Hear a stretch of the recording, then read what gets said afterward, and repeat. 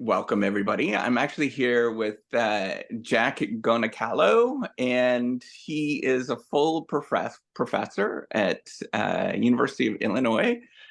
And we're just going to have a conversation today. And we're going to start with maybe talking a bit about himself and why he actually does the things that he does. He's got some really interesting creative research on creativity. And then we'll just go from there, see where this all goes. Sure. So where I'm from, my mother is from Guatemala and my father is from Portugal. And they're both immigrants who met here. And so my last name is actually pronounced Goncalo, because it's supposed to have the circumflex under the C, but I dropped it. So I get all kinds of various pronunciations. But I'm very much a product of two immigrants who came here. And so my path into academia was not a linear one by any means. I grew up in the Central Valley in California, not at that time a very highly educated place. I didn't really know anything about academia, didn't know anything about professors, never met someone with a PhD. I ended up at UC Berkeley as an undergrad. And I Well, was, okay. How'd you get yeah, there? That's and a I big get step. Just yeah. Well, so I had a there was a so I'm an alumni of a proud alum of Tracy High School, and they had an international baccalaureate program, which was basically a college prep, who was led by a teacher, Alan Hawkins, who was a history teacher, poured his heart and soul into creating this program, and along with a lot of other really dedicated teachers that I owe so much to, and they really gave me a foundation for being competitive to apply out of the valley and into what is still the premier public school in California, if not the country. And so I owe a lot to a lot of people who were very supportive and encouraging and really valued education. Yeah, Uh, so tell me so about did your family value education as well? Was this what was the background of your parents? How did they, why all of Yeah, a so I sudden? would say both of my parents absolutely valued education, and it was really not a question of whether I would go to college. It was just a given that I would. My father went to San Jose State and completed a bachelor's degree um, in business, and but he sort of worked his way through, and he came from a very impoverished background in Portugal and kind of came to the U.S. and to the land of opportunity, and he made a great living. My mother was actually in college in Guatemala studying chemical engineering. She was one of two women in her class, and unfortunately was not able to continue her education here because she had to work. And so one of her first jobs was sewing pockets onto Levi's pants. And she also had to sort of work and her way through, and so I was really sort of the beneficiary of a lot of their incredibly hard work. And so I think that in our family, not taking advantage of opportunities was a terrible shame, because so much sacrifice had gone into coming here, that it was really, I felt, on me to make the most of the next step. Yeah, that's a lot of pressure though, right? Like you must have felt like I have to perform, I have to get into a good college. Tell me about that. What was that experience? I suppose so. I never really thought of it that way. I think I've always been very self-driven. And I would say, starting early on when I got straight A's, I felt the need to keep that up. And I enjoy learning. I always like school for the most part, although we can talk about things I didn't like about it. But I really wasn't, I just felt supported. I really didn't feel as though it wasn't overtly made uh, clear to me that I was being pressured into doing anything. I think it was more of just a value placed on learning and curiosity, and pursuing things that interested me. I think it was there, but I wasn't really meant to feel neurotic about it in any sense. So then you get into this, you're in this IB program, and I've heard it's very intense. It is, yeah. Yeah. And so you're well trained by the time that you got into Berkeley. And what were you taking? Were you taking business? Were you taking Well, that's the um thing. I was one of those, I got good grades in high school, but absolutely none of it interested me. And I was one of those students, one of my teachers called me a grade grubber because I was really like a sort of guided missile looking for an A, but I really didn't care what I learned or what I had to do to get it, but I just wanted an A to get to the next thing. And so I left high school really not knowing what I was interested in. And so my father had a background in business and majored in business. And so I thought, well, that seems practical. And so I chose Berkeley because they had an undergraduate business major. And so I went and I took the introduction to business course, and it was bored of almost everything but organizational behavior. I hated finance, hated accounting, hated marketing, hated everything, but OB intrigued me. And at the same time, I was taking a calculus class that was a prerequisite for getting into the major. And I ended up getting a grade in that class that didn't allow me to continue. And so it was a C minus. So it was, I mean, it's funny now, but it's the most important grade I've ever gotten in my life, in the sense that it really forced me to think about what I wanted to do and not pursue this mindless default option that really didn't mean anything to me personally. But it touched off a real crisis in college where I sort of thought I had my path, at least in the near future, planned, and I didn't. Um, and so I had to choose, I had to figure out what to do. And I think that the figuring out what to do was a process that was messy, and it was nonlinear. And so I went back to the OB section that I had. And I thought, well, what is that basically? It's basically psychology applied to understanding how to manage people. And um, and I thought, well, maybe then psychology is a way to focus on the piece of this that I like and to continue to move forward. And so I switched my major to psychology, and sort of went from there.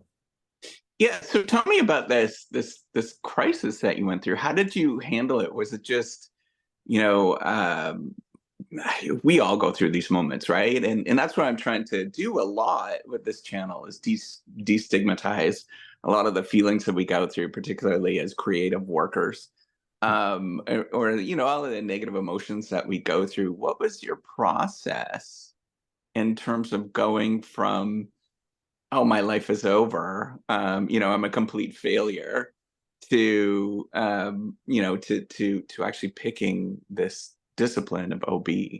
Yeah, I mean, it wasn't my life is over kind of it was more of a confusion and uncertainty. And we're talking 25 years ago, but what I remember is a lot of soul searching, walking in the Berkeley Hills, which I don't know if you've been to Berkeley, but they're beautiful, and with these beautiful houses. And I did a lot of walking, and I find that that's whenever I reach points in my life when I do that, I get out and I walk around.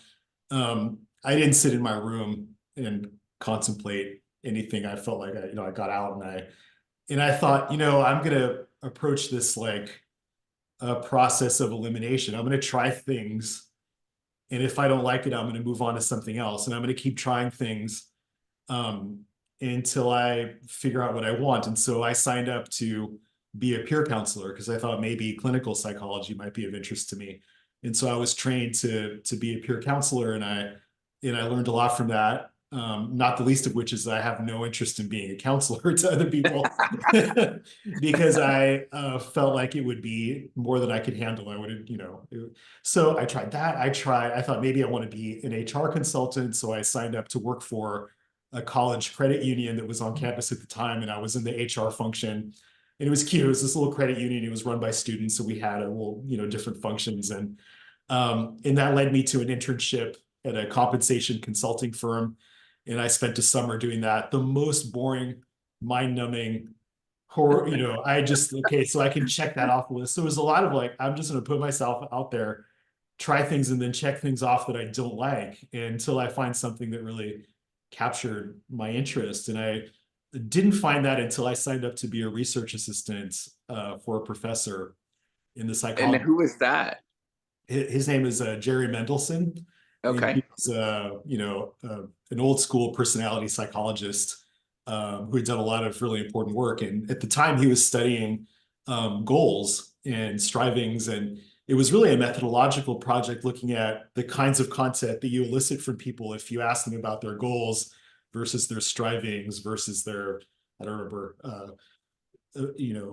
aims or different things. And so we got a lot of open-ended responses around that. But the key thing, he said, okay, well, I was entering the data and all this, and he said, you can have the data and do some correlational analyses and, and sort of play around with it. And I became interested in goal conflict and how that correlated with well-being and psychological well-being and other things. And I started to find some correlations, and I put that together as an undergraduate research presentation. And really, at that point, I started to become interested in research in a big way, in the sense that I liked the ability or the opportunity to ask questions and then go out there and test them and have some information that would indicate whether I was on the right track or not. And that really appealed to me. So that started, although I didn't see myself as a researcher just yet, I was still thinking I'm going to be a consultant. I'm going to go into the business world one way or the other. And that gradually shifted as my research and interests sort of grew. But I remember So, the pivotal moment where I started to think about research, and I was asking, well, what careers are there? And someone said, academia, like, what is that? So I truly didn't know yeah. anything about it. And so the first and maybe only office hour I went to was Shelley Zedek's. He's an industrial organizational psychologist, and he was the only IO psychologist on the faculty there. And I went up to him and I went to his office hour and I said, I'm an undergrad, I'm interested in research, and I want to know how do I do what you do? And he seemed kind of confused. He was like, what do you mean what I do? It's like, you're a professor. How do you do that? And he's like, oh, and he's like, well, you need a PhD. And I was like, well, how do you get there? And so it was really this process of sort of asking a lot of naive questions and just trying things and trying to find things that sort of captured my imagination. Yeah, but it's not at the time though. They weren't naive questions. You genuinely just didn't know, right? Like it's not necessarily, and I guess it's a definition of naive, but I don't want people to It feel is the like definition when of they're it. listening to this is like, feeling insecure about asking these questions. It's a really peculiar field unless you know people that are in it because it's tiny. Like And as it turns out, a lot of the people I know in academia have academic parents. yeah, absolutely. I've seen there's a recent study that came out. It was something, I think it's like 70% or 80% of academics have inherited the profession, which, Well, it you makes know, sense to me. I mean, how would you know about it? It's just a very obscure, weird it, profession. yeah, absolutely. So, how would you define it? What would you think about it in terms of what you actually do on a day-to-day basis? Well, it's what we have to fill out every year. It's research, teaching, and service in that order, right? Although that changes as you get more senior. But um, most of my mind, to be honest, is on research in the sense that I'm always open to observing people and um, observing interactions and being open to my next research question. And I started life as a groups researcher, and as a result, I have a really hard time being in a meeting without analyzing the meeting itself as opposed to what's going on.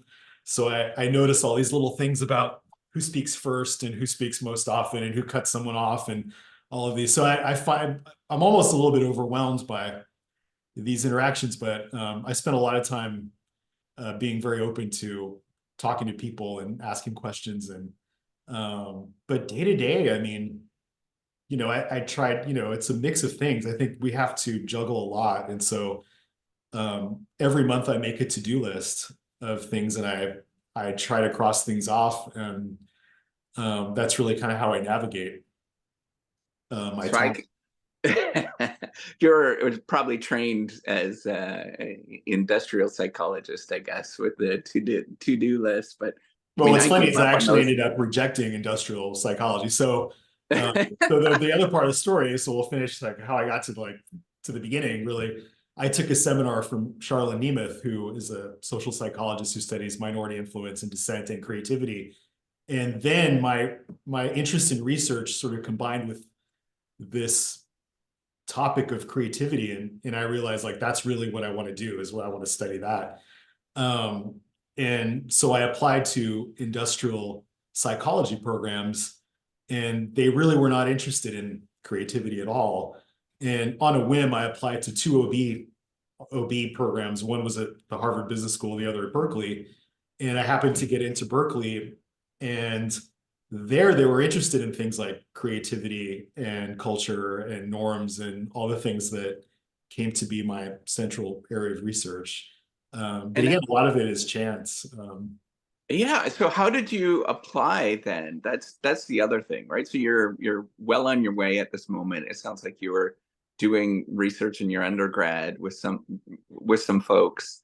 So obviously that kind of it gives you a bit of a jump up. Um, but what was the process in terms of applying? Did you just kind of, you know, go down the list, or did you actually look at what people were doing? Yeah, Um, so I talked to Shelley Zedek, and he's an industrial psychologist, and I decided PhD is my next step, and IO Psych seems to be the practical applied way I want to go.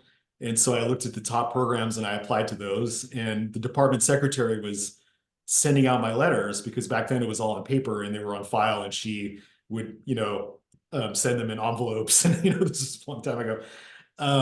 And she was looking at where I was applying, and she said, made an offhand remark, you realize that the people at the business school do exactly the same thing and make twice more money. And I said, no, I didn't know this. So I wish I had a more elevated explanation for why I ended up in OB. But it was really that one offhanded comment. And I thought, well, I may as well apply to OB, whatever that is, too, because why would I work for half the money? It was really, I was 22 years old. I just knew, I didn't know anything. And so the one offhand remark, I thought, okay, so I sent in my two applications at the last minute, and one worked out. And ironically, that it came down to the University of Illinois, where I am now, in industrial organizational psychology, versus UC Berkeley at the Haas School of Business in organizational behavior. And I was sort of comparing, and Jenny Chapman, who would eventually be my advisor, had just written an ROB chapter called Corporations, Cults, and Commitment. And it was all about viewing organizations as a kind of social control mechanism that is not unlike what controlling and manipulative cults uses to control people. And given my background and everything, I read that and I was absolutely horrified, like what you would like reading a horror movie. And I thought, like, well, I want to talk to the lady who wrote the horror novel because I think I could really learn a lot. And I think that um, my experiences were such that I really reacted negatively to that, just personally, at the idea that the best way to manage people is to control them and manipulate them and coerce them. And I can understand the argument from efficiency, but as someone who was interested in creativity and had a very big background with in organizations that were very controlling, I'll just say, I had a real reaction to it. And so, and luckily for me, Jenny is a very open, like she likes to debate and argue and question. And we had a great, and still do 25 years later, dialogue around these things. So I chose to go to Berkeley and pursue OB just because it was really more interesting at the time. So how am I gonna?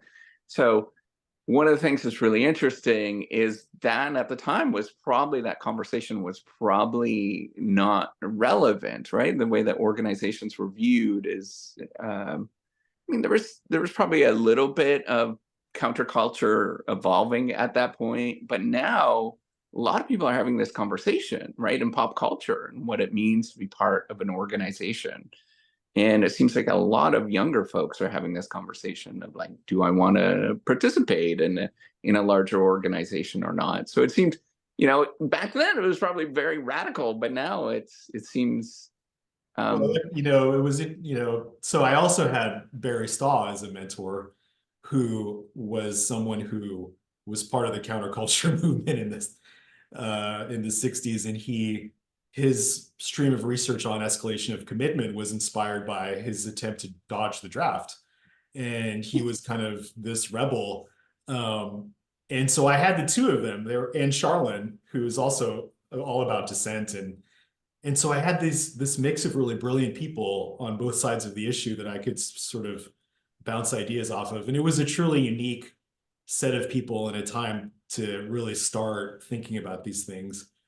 Um, and it was something of interest to me because my view of the Central Valley in California was very, very conservative.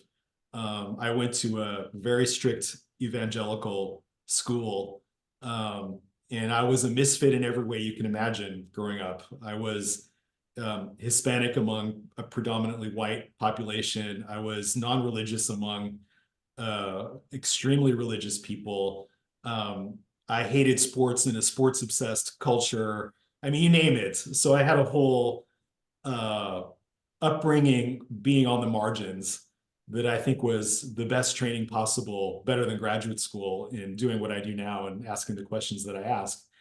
So, my reaction to that cult paper was based on that experience of um, where people talk about the importance of person organization fit. Well, I never fit. Um, so there's got to be you're some other perspective on this. And I could see the upsides of fit from afar. I experienced the downsides of misfit up close. And so I had a lot to say about it. And I think that's where um, I was looking for something that would give me the opportunity to do work that's personally meaningful to me. I also had the experience of watching my father work at Intel um, as a middle manager who absolutely hated his job. And he did it purely for the money. And I say this because he told me himself that he hated his job. And I wanted to find something that I didn't hate, that inspired me, that I felt was meaningful to me personally. And so all these things, I think for all of us, we all have our own story that comes together in these weird ways that explains why we're attracted to some things and not others, or why we pursue certain questions and not others, and why we persist at some things even though other people might have given up. Yeah, so why is it that do you it seems like a natural conversation or a natural story of why you were interested in dissent or sort of the negative sides of creativity. um why did you get into that during your graduate school? Do you remember a moment where all of a sudden you started thinking about this? I Or was it do. just, yeah. I do remember a moment in undergrad. So I came to Berkeley, like I said, feeling as a permanent outsider, misfit. And the reason I liked Berkeley, still do, is that there's nothing to fit into. Everyone's doing their thing, right? But I didn't feel good about that. I always felt like if only I could fit in, life would be so much easier and so much better and so much happier. Hmm. And so I didn't feel good about it. But there was a lecture so Charlene Nemeth gave a guest lecture, um, and she did an activity where she asked, and this is an activity I still do in class even now, where she asked people to deliberate as a jury around a case of a juvenile delinquent who had committed another crime, and the jury was supposed to decide on a scale of 1 to 7, do we treat this juvenile delinquent with pure kindness as a 1, or a 7, we should probably consider physical punishment, and there are all scales in between. And most people are at about a 3. Well, we should be somewhat kind, a little bit disciplined. But she told one person before the conversation started, without anyone knowing, pick the position 7 and advocate for physical punishment and hold it as long as you possibly can. Hmm. And the hostility that ensued and Hmm. the immediate negative attention directed at the 7, it got to the point where a woman in the group turned to the guy who was advocating for 7 and said, if you think physical punishment is such a good idea, let's step outside and I'll show you what a good idea is. And so she stopped it. And so we had this conversation around, look, you may not like the person who's different from you. You may not agree with them. You may think that what they're saying is utterly repugnant. But the fact is that engaging them in a debate made you think, and it made you sharpen your arguments. It made you think of better arguments, more information on both sides of the issue, and which leads to a more unbiased process. And so the process itself has benefited from this misfit, this outsider, this person who questions things, this person who refuses to conform and go along. And that, I mean, it sounds commonsensical now, but 25 years ago, when I was, 20 years old, feeling like this person who never fit and never understood the value that I could bring as someone who never fit, it was an epiphany, and it completely changed my view of myself, the world, the groups that I'm in, and it really led me toward taking her seminar, actually. And Huh. so, to this day, I credit, that moment in among others with really changing my view of what I want to do with my life, which and I think that perspective underlies almost everything that I do. So how do you feel like you fit in now even? Is this something that is always with you? I'm gonna be really honest. I never really feel like I fit in. And I've always felt like I've been an outsider even during high school, and I think it's, from things that happened when I was relatively young. I can sort of trace back to when it actually happened. So I never feel like that. I always want to strive to impress or to fit in as much as I possibly can. Um, does that change? Is this embedded in your personality and who you are? Well, it's funny. I think that talking about this work and in that perspective, I realized that almost nobody felt like they fit in throughout their life. There were very, very few people who felt, I think, a small minority of people who feel like I'm me and I'm accepted everywhere. And I think most people go through feeling like that. It's just not something we normally talk about. I'm afraid at this point it's very deeply ingrained to the point where I'm really not paying attention to it or care.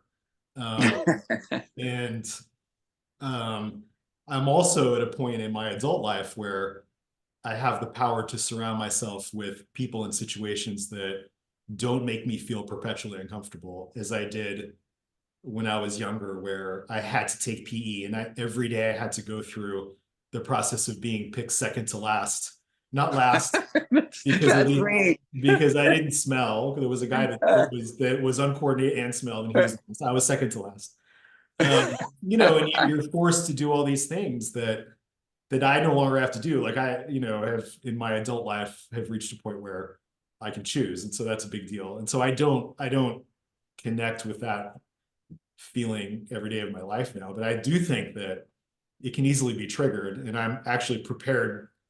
I'm fully comfortable being on the opposite end of a disagreement or taking a minority position or all of these things because um, I've had practice, to be honest. It's just really Yeah, yeah. So not a tell me about then if you're a graduate student and you're going through, because one of the things that's really lonely as a PhD student, you go from, this was my experience, was you had a whole bunch of people around, you had a lot of support, or somewhat we're support. You had a not. group, and then all of a sudden you're like thrown into doing research, and you're by yourself, and you're in your head so much. How do you build that support around you? Is it like an artificial thing in your head? Like, I know I talk a lot to this guy that's in there, and I try to externalize it as much so I see, other people can see that. But what do you do in terms of building this support group so that you can have, a friendly conversation about creativity or your research? Um, well, one of the, yeah, I mean, the support is one question, but how do you make life bearable? I think, um, Baristov said in a seminar, one of many quotes that I've internalized of his is that the most boring questions are about addressing a gap in the literature. And a lot of his work is about things happening in his personal life that he wanted to make sense of. And I think in particular, as psychologists who study people, we are people ourselves. And so I think finding things that are personally meaningful and get an emotional reaction out of you in some way sort of fuels the fire and keeps you going through the rejection and through all that. Mm. Um, in terms of support, in graduate school, I was lucky. Um, at Berkeley, I had a collection of really quirky um, people who were all in the office at odd hours, and we were all night owls. And we used to work late at night and get Jack in the Box at the drive-through at 2 a.m. It was a weird time, and I'm really grateful that I was surrounded by um, other strange people. And I mean that in the best way. And in Hopefully fact, you I didn't get. married one of them. My wife was my office mate at Berkeley, and is also an academic. And it was a great time. And I don't know how to create, I don't know if I could have created that if it weren't that Berkeley somehow drew that group of people together at that time. Um, and so I think that when you're picking a graduate program, you want to pick an advisor that you fit with and who you share research interests with, but also pay attention to the other graduate students. Do you click with them? Do you feel like they're going to be your family in a sense for Mm. 4 or 5 years? I'm still in touch with many of them, and there is a real sense of a cohort. And even as Matt Cronin gave a talk a few weeks ago, we were talking about all the PhDs that came out in 2004 and how we've known each other for so long now. And you do get a sense of a cohort who's sort of, moving through this thing together, which I think is kind of a helpful sense to have. All right, so I'm going to push back just a little bit because this Yeah. is something that I struggle with. One of the things that happens in academia is that we're pitted against each other in terms of competition, right? Like there's only so many resources that go along or that are out there, and so there's often this kind of weird frenemy relationship that goes on. How do you deal with that, or am I interpreting things in kind of a strange Well, I way? will say I have friends. I don't have a lot of them. But the people that I do, I have co-authors and who I really I do believe are friends. And I think that and I can think of examples of people in the field, and I'm not going to name names, who are extremely competitive and petty and say rude things. And I think that you will attract that to yourself. Um, Mhm. and I have not, to me, it's like my view of my work is that it's revealing of myself. And I wrote a paper about this, that I think that you choose things that are revealing of myself. No one else can do the work I do because no one else is me. And at the end of the day, my work says something deeply personal about me. And I'm going to be able to wrap my articles up in a bow and hand it to my daughter, and she'll know something about me. And that's Hmm. all I care about. And so, who's cited more than me or who's published more than me? I have a body of work, for better or for worse. People have done more than me. People are cited more than me. People have certainly are making more than me, but I couldn't be anything other than me. And so I have let go of, you have to let go of this idea that if only I could have done a meta-analysis on leadership and trust, I'd have 15,000 citations. I would also be bored to tears. It would mean nothing to me. That's not, with all due respect to people who do that, there's probably is a meta-analysis, and that's great if that means Yeah, something to you, I'm right? sure But there is. I And feel like I've always stayed aware of where I come from and what motivates my work personally.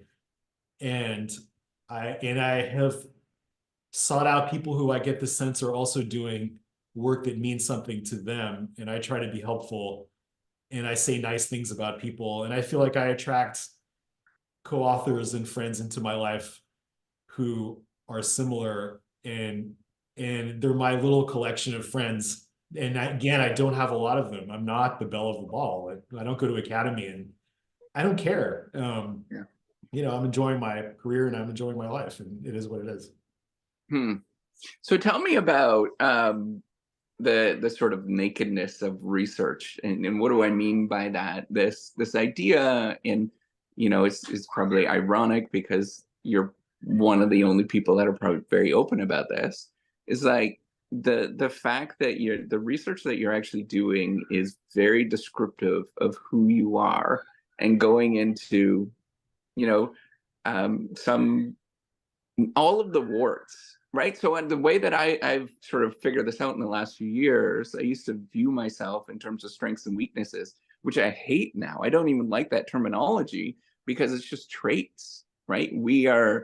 Um, we ascribe the whether it's negative or positive in our mind, or because somebody has told us that many years ago that this thing is inappropriate. Um, so how do you deal with that sort of openness that everybody can see your dirty laundry, I guess, your Well, personal thoughts? but aside from you and your 100,000 followers, I don't think anyone reads and thinks that I'm exercising my demons or I'm recreating childhood traumas or anything like that.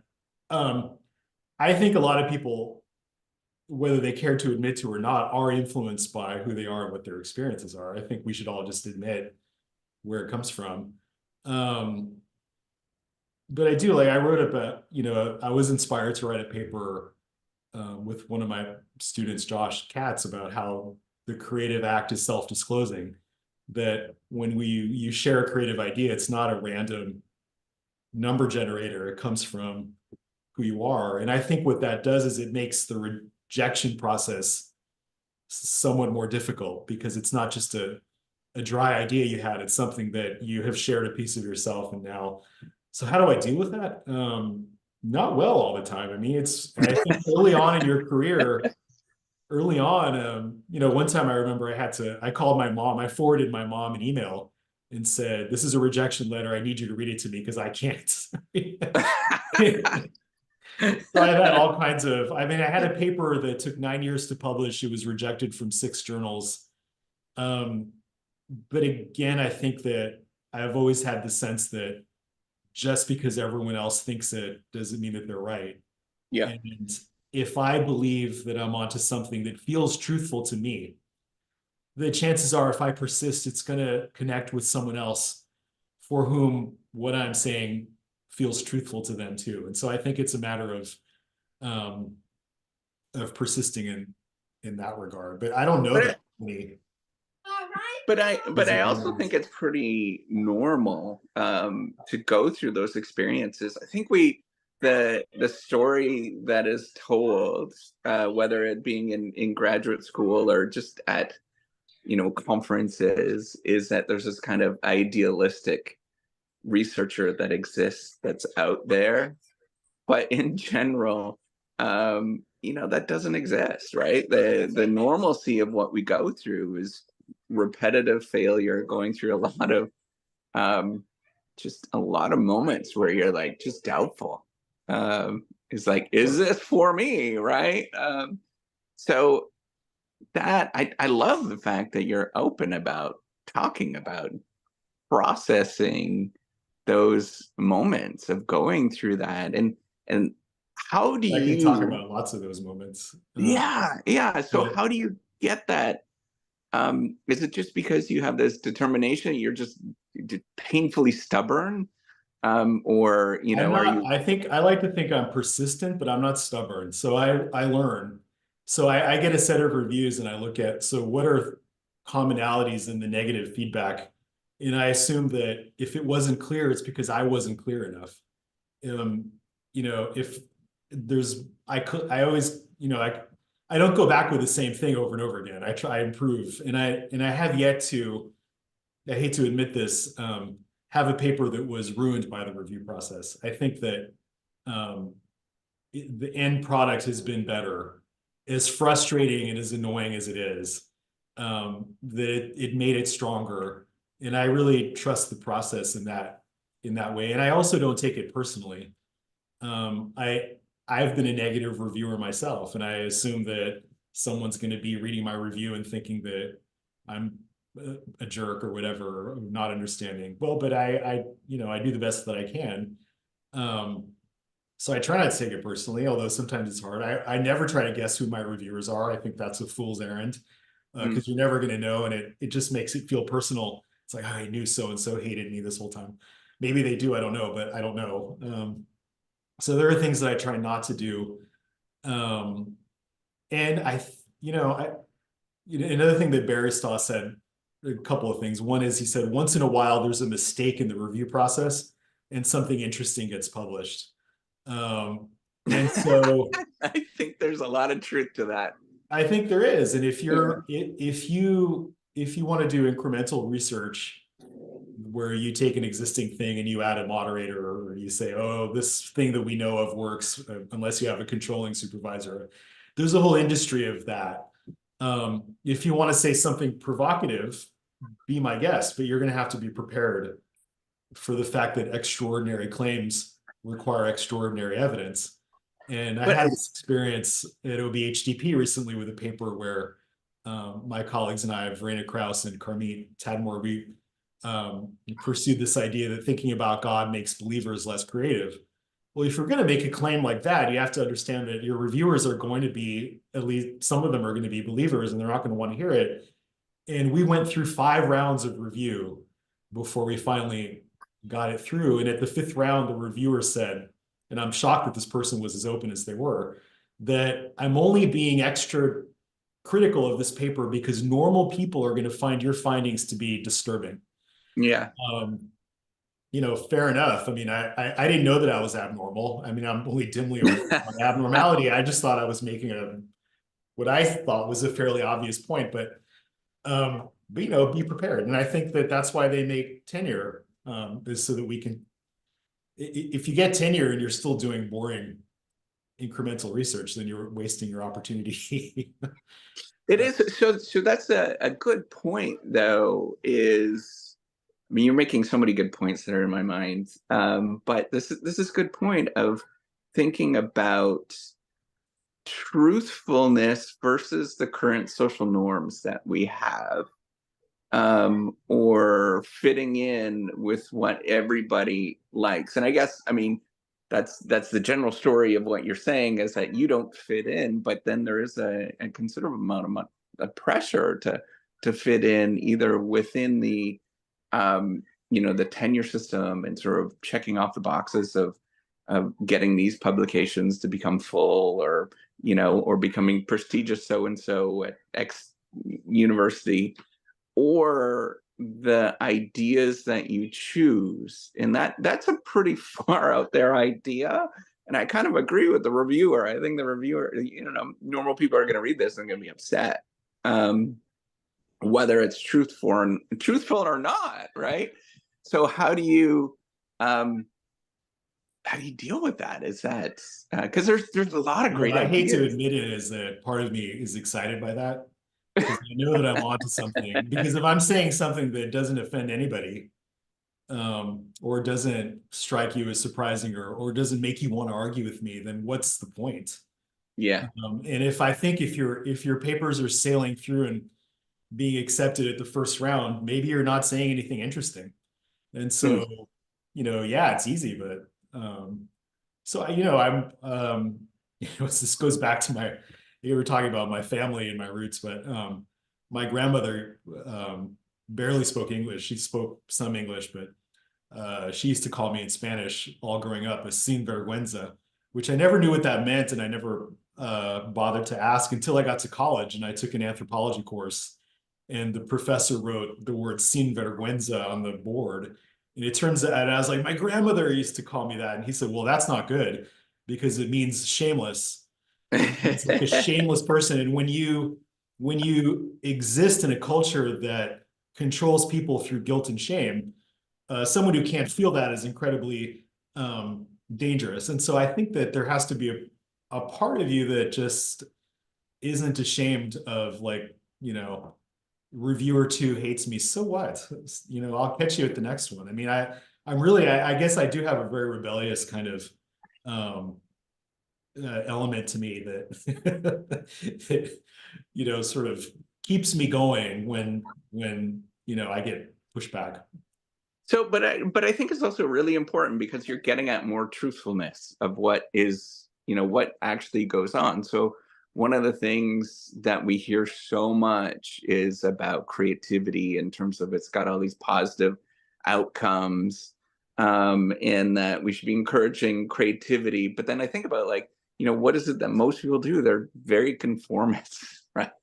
And it's scary doing anything that's creative and getting out there and saying things that are, you know, far enough from the core, that the core ideas that we have, that they're easy to be chastised, right? There's this saying, and I think it comes from like New Zealand or someplace over there, where it's tall poppy syndrome, right? You don't want anybody to get too high on their, and feeling good about themselves, so you got to cut off the tops of the Where poppies. the nail that stands out gets pounded down.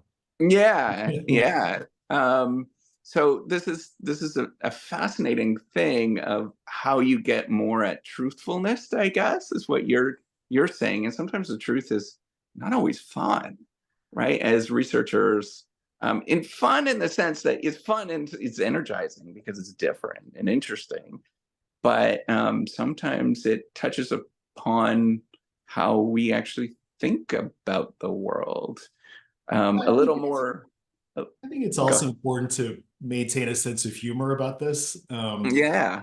and playfulness, and like asking questions like, why not? And maybe I'm wrong, and maybe I'll put a paper out there that won't replicate. I believe also in the process of being vetted by the community um and so forth. But I think you have to retain a sense of humor about this whole process as well, which kind of helps. So I love what you're saying. There's two things I've picked up from what you've been saying so far. The first thing is you got a lot of humility, which I think is super important, right? And to not get caught up in all of the games that we play. Um, in whatever status market that you're in, or whatever part of life that you're looking at, that humility is super, super important.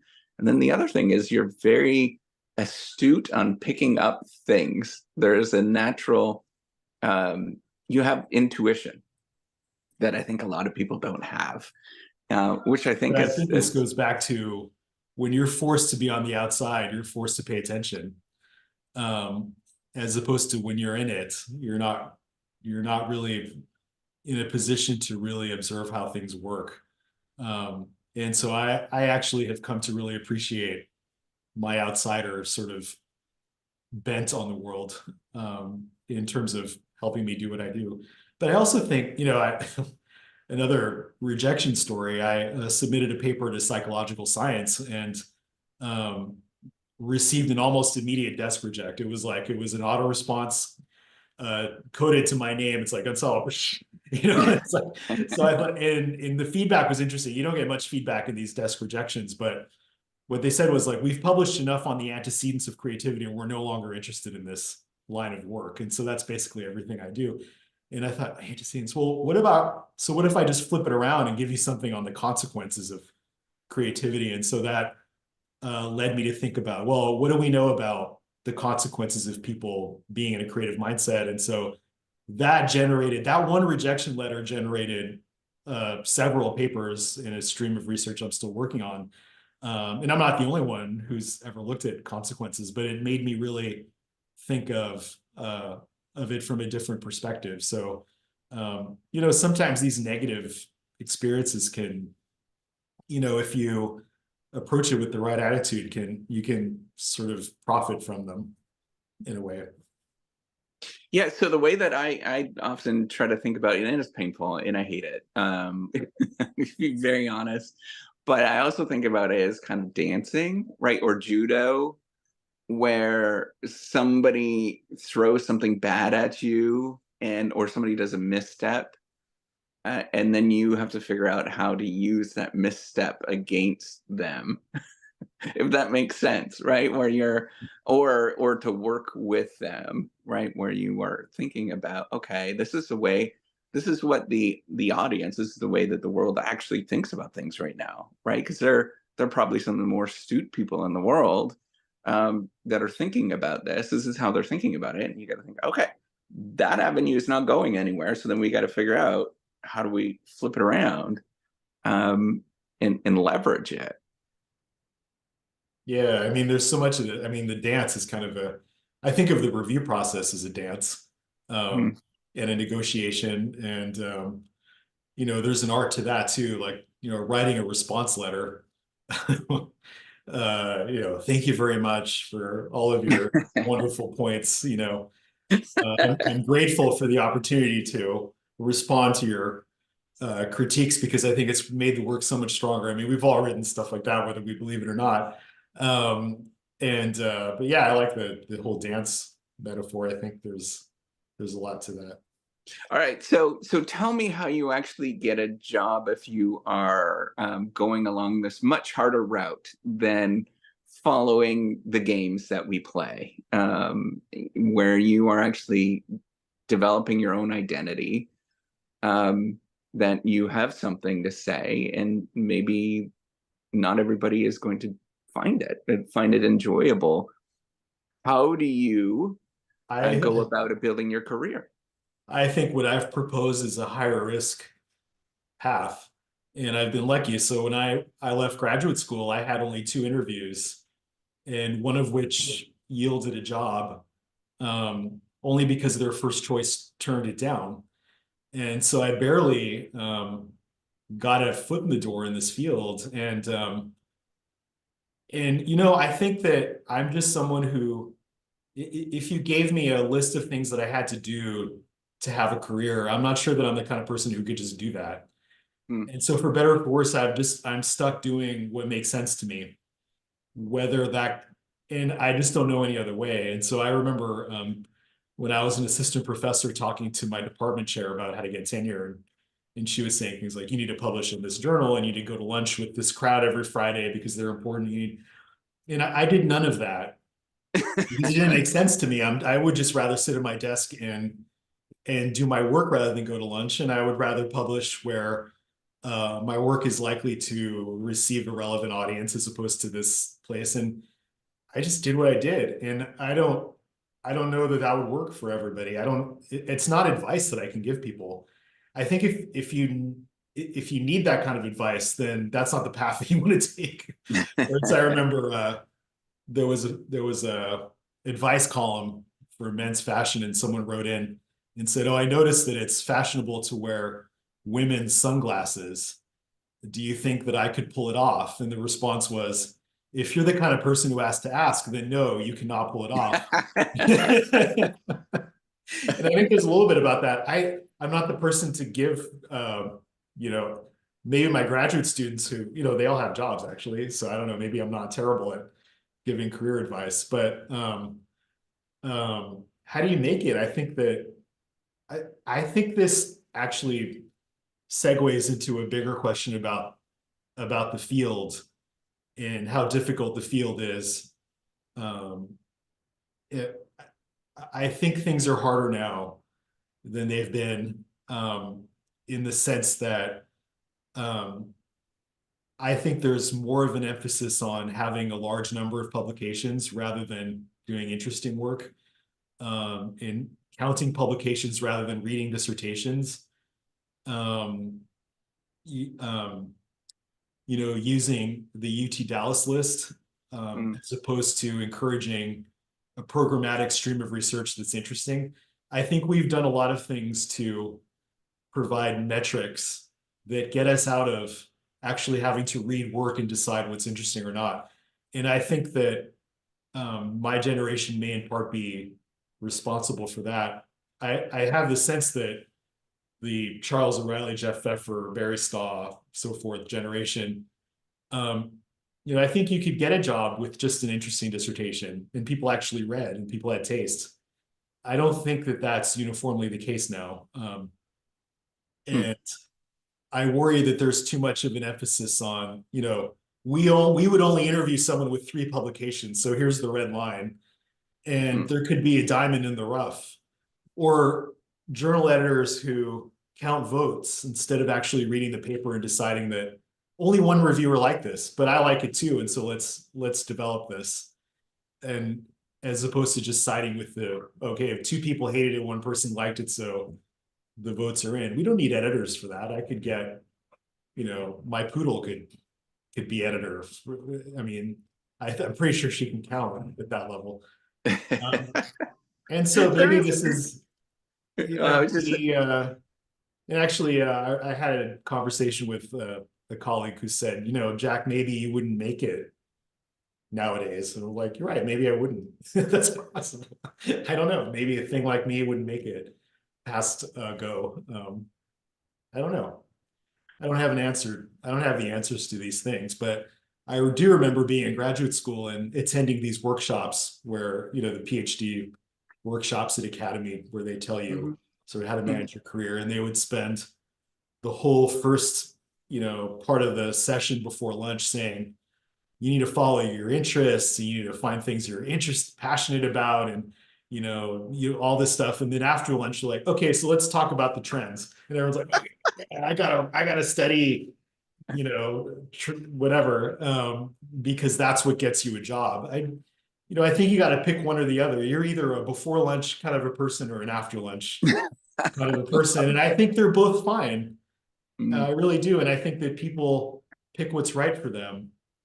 And if I were an after the lunch, let's write down the trend and just do that kind of a person, maybe life would have been easier. I just, I'm not, I can't, I'm not capable of it. Because for whatever reason, um, I would probably get bored and do something else. So that's a fantastic place. I would love to talk to you more, but I know that you're very busy. And we could carry on the conversation if you want, but we're at I'm 1 hour. fine. I'm fine carrying on. Okay, You have more okay. questions? The only caveat is that if Zoom cuts us off suddenly, Yeah, I don't know what the rules are with it. because I made it an hour meeting, but if it were going to cut us off, it would have done so 2 minutes ago. So I'm not sure. So how do you so I love this. A lot of what I try to get people to think about is just like be themselves. That's what I'm screaming at. It's more screaming at me, like my younger self and maybe me now is just be yourself, no matter that there's all these pressures to conform. And it kind of keeps you away. There's guardrails when you're being yourself a little bit, right? So then you don't go into some things that you don't necessarily like. In the conversations that are going on right now, in terms of sketchy science, however you might define sketchy science, that there's guardrails. If you are not playing by the game as much, those guardrails of this is who I am, and regardless of these outcomes, this is what's going to happen, and I'm okay with that. I think that is a nice way to think about the world. How do you train or get people to think about just be yourself? And if it doesn't work out for you, because I mean, I study failure and negative outcomes and all that kind of stuff. So I do realize I'm very realistic that it doesn't work out for many people. But I, How?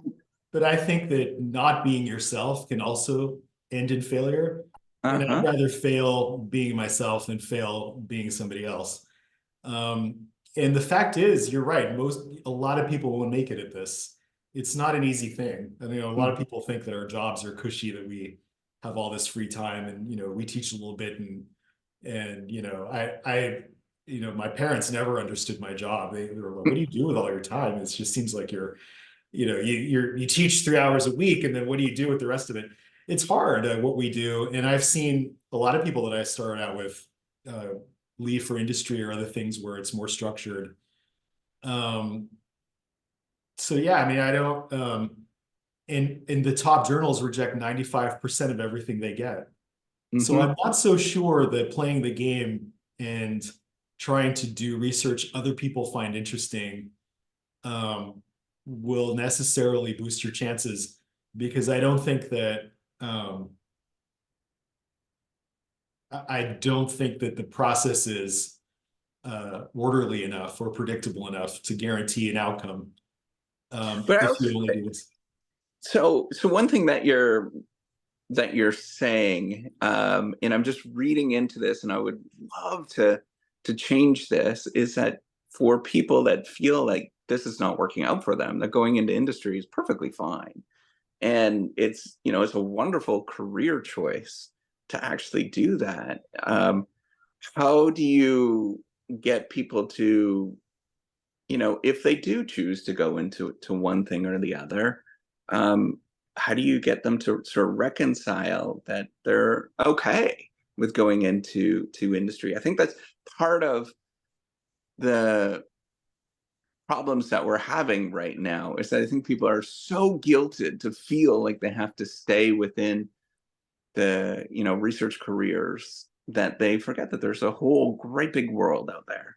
What do you tell students? What do you tell your colleagues that are Well, thinking of I going had this into? conversation with an assistant professor a couple of years ago who got a very lucrative job in industry and was able to live where he wanted to live and end his dual career issue. Um, and he was running me through all this, and I was like, so why do you feel so bad? Like, who are you trying to please so much that you would give up all of these great things to stay in something that is objectively worse for your life? Who are you trying to please? And does the person you're trying to please really care as much as you think they do? Or are they living their life um, and they're gonna, and they don't remember who you are as soon as you close the door to their office and move on? Mhm. Who are you trying to please? And I am very aware of the fact that I only have one life. We all do. Mhm. Time is ticking, and I think if you're spending your life doing something that makes you miserable to please somebody else, whether it's your advisor or whether it's probably your advisor, to be honest, who's putting this guilt on you. I think you can explain to that person that here, this is my life and this is what I want to do. Sometimes people are going to accept your life choices. Sometimes they aren't, but in the end, if you're happy, who cares? I mean, this is really, or maybe this is the theme of the whole thing. Who Mhm. cares? Um, Mhm. what is pleasing people really going to get you over and above the possibility of having a happier life outside of academia, if that's what's for you? Now, Mhm. I have personally, I've never had that conflict because I'm useless for anything outside of academia. I would be horrible. I would be, so I've never had to face that because no one would pay me money to do anything outside of writing papers and doing what I do because I'm too weird. Um, so it's a little bit easier, but I think the real question is, the guilt is coming from the possibility of not pleasing someone. Who is that person and why do you care so much? I think that's the real question to ask. Yeah, yeah. Probably for me, as I was born and raised in a very Catholic family, so there's lots of guilt. Um, that comes from anything. So you were mentioning about being in a dual career family and having that dual career problem. Um, so you and your spouse both are academics. How are you able to navigate that? Oh gosh, it's been challenging. So I remember I arrived here and a graduate student said, "Oh, I need your advice on dual career issues because I'm about to marry my husband who's a professor." And I was like, "You want my advice? Don't do it." But gosh, that's a whole nother Maybe that's a another whole nother episode. topic. Yeah, but anyway, so it's a good question. I think we've also had to make very unconventional choices. I mean, so we got married, and she had finished a year earlier than me and went to Georgetown, took her first job. I stayed in Berkeley to finish my degree and without a job yet. And so it was complete uncertainty as to what was going to happen. And I remember my grandmother at the wedding, who was very Catholic and conservative, and she was like, "Let me get this straight. You live together before you get married, then you get married, then you live in a different state. She doesn't take your name. She is all this, and like, what is happening here?" And I think that we had to deal with a lot of what is happening here. This isn't traditional or right in Uh-huh. choices. So we lived apart for 3 years early on and commuted, and we held off having kids until later than average. And we eventually both landed jobs where she landed a job at Cornell where I was, and we've um, we've taken the strategy of this is really one career, and we've prioritized them equally for better or for worse. And Hmm. but it's hard. I mean, I think you, as a dual career couple, you have to be aware of the fact that um, that you're going to be viewed as a two-body problem, that there are going to be jobs that one of you could get that the other one won't be able to get, and therefore you might not be able to pursue it. Um, there are costs involved for sure, and so I think that that's just something to be aware of.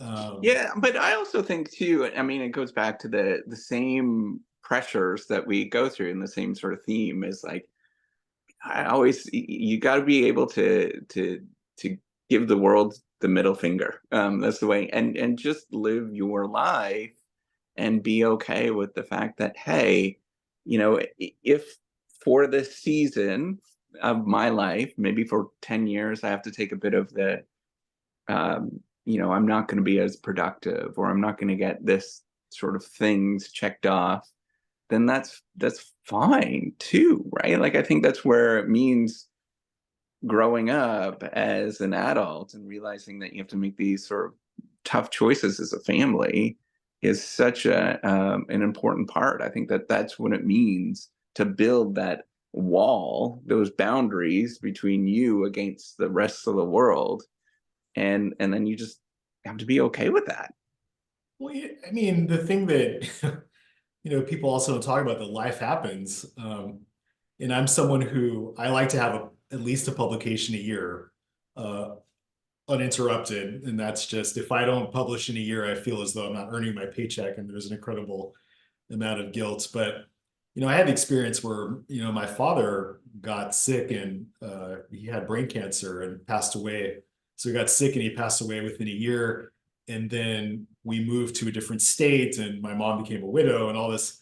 And lo and behold, I had a gap in my publication record. And so I had to be kind to myself as a human being and think, and it's crazy to think that I would be so hard on myself as a full professor and look at there's a gap, as though I'm up for tenure, and tenure was years in the rear view mirror. And still I had to say, look at everything I had to deal with, and my family is intact, and we survived this horrible thing. And the Mm-hmm. worst thing is that I have a gap.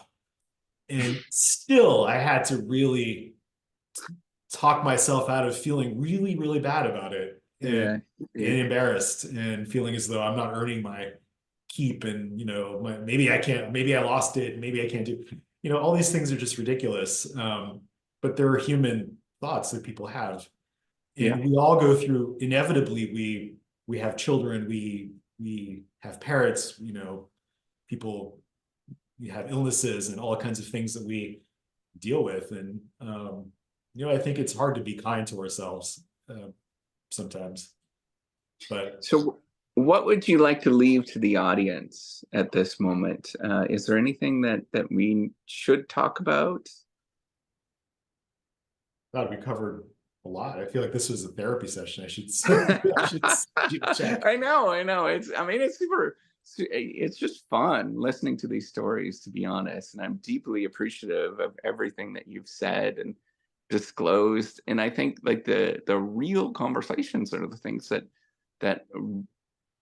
are, particularly when we have the internet now and we have access, people can watch us all over the world, for better or for worse, but it gives people more inspiration to do things that are courageous, but also gives people sort of that feeling that, hey, we're just normal. Um, we're trying to make life happen just like everybody else. And it's a disaster, but Well, we're I think what trying. you're doing is really a service because you're getting people to talk about life behind the curtain. Hmm. Um, and I think we tend to look around and think that everyone else has it figured out but me, and so and so has published more than me, and all of this, and what's wrong with me. And I think that if we're being honest, everyone has struggles. They may Hmm. take different forms, but we all have struggles, and people are more invested in hiding them than talking about them. Hmm. So maybe we should think more about ways of in the field sharing failures. Like, let's publish our rejection letters. Let's have a running record of how I many love times that. I love how many that. I times a would. paper was rejected before it was published. And a lot of times all you see is the end product. But if I had a section in my CV that said not only this was published here, but it was rejected from these 6 places, maybe people would have a different view of the process. I mean, I definitely am very open with my students about all of my failures, my rejections, my dead ends. The one of the first papers that I ever sent to present at Academy was rejected while it was a revise and resubmitted OBHTP. And it's currently my most cited paper, but it was rejected at the Academy. So Which it is, so doesn't for always those of make you, sense. yeah, It doesn't that's always like make a, sense. It doesn't have to make sense. yeah. And you're not the only one dealing with the fact that this career comes with an incredible amount of uncertainty and rejection and a fair amount of feeling as though you're the only one going through it. And I teach, I mean, that's basically pluralistic ignorance. I mean, I teach this stuff where everyone else thinks that everyone else has it figured out, but in fact, no one does. Um, I think we correct that by just being honest, Hmm. and what could happen. I love it. So Jack, I do appreciate your time. And this is going to help out, or maybe it won't, right? It might help out, or it might not do anything. But I think it'll help me out, and I think it's going to help out a lot of other people over the years as this sits up on the internet. So Hey, thank you. It was great talking to you. yeah, it was super, super fun. Let's stay in touch. Yes, please. Take All care. right. Take care. Bye.